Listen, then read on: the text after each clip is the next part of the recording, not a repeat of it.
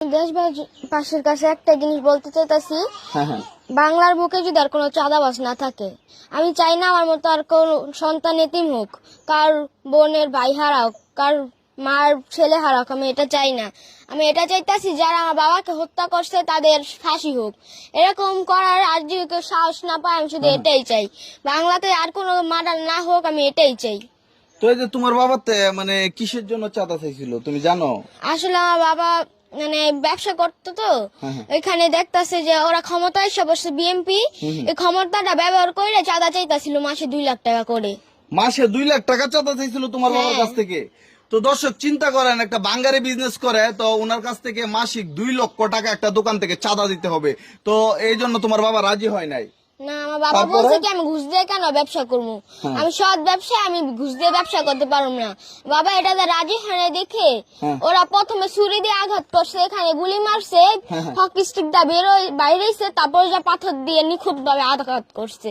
চিন্তা করেন, একটা মানুষকে কিভাবে নির্মম ভাবে হত্যা করতে পারে। প্রথমে কি ছুরি দিয়ে আঘাত করছে আর গুলি করছে? ছুরি বুকে ঢুকাইছে, তারপর এখানে গুলি মারছে। আচ্ছা, মানে যেদিন তোমার বাবার কাছ থেকে চাঁদা চাইছিল সেদিনই কি এই ঘটনা, নাকি এর আগেও তোমার বাবা? আগে থেকে বাবার কাছে হুমকি দিতেছে, হ্যাঁ টাকা চাইতেছে। আমার বাবা রাজি হয় নাই, তারপর আমার বাবার দোকানে তালা মাইরা দিচ্ছে। আমার বাবা ওটা খুলছে, খুলিয়া বসছে দেখা ওরা এই যে এরকম ভাবে আমার বাবাকে হত্যা করছে। তুমি কি চাইতেছো তোমার বাবার যারা অপরাধের সাথে জড়িত তাদের কি বিচার চাচ্ছ? আমি শুধু একটাই বিচার চাইতেছি, যারা আমার বাবাকে খুন করছে তাদের ফাঁসি হোক সবার। আর বাংলার বুকে যদি চাঁদাবাজ না থাকুক, কেউ যদি এটা করার আগে, যে চাঁদাবাজি করার আগে 10 বার ভাবে।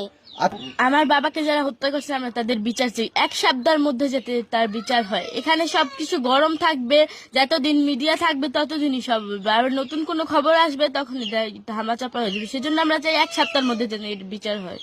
তো এভাবে কি মানুষে মারতে পারে? যে এত বড় বড় যে মানে পাথর দিয়ে মানে মানুষে আপনার বাবা মানে কি এমন কি কারণে এভাবে আপনার বাবার আঘাত করলো? আমার বাবাকে তার ব্যবসার কারণে সব করা হয়েছে। আমার বাবার ব্যবসা নিতে চেয়েছে, তাহলে আমার বাবা দিতে চায়নি বলে আমার বাবাকে এরকম পাথর দিয়ে নৃশংসভাবে হত্যা করা হয়েছে। মানে আপনার বাবার ব্যবসাটা ওরা দখল করতে চাইছিল? জি। তো দর্শক চিন্তা করছেন কেমন ক্রাশের রাজত্ব চলতেছে। এই যে দেখেন, ওনার বাবার যে ব্যবসা, বাঙালি ব্যবসা দীর্ঘদিনের, এটা অন্য একটা গ্রুপে দখল করতে চাইছিল।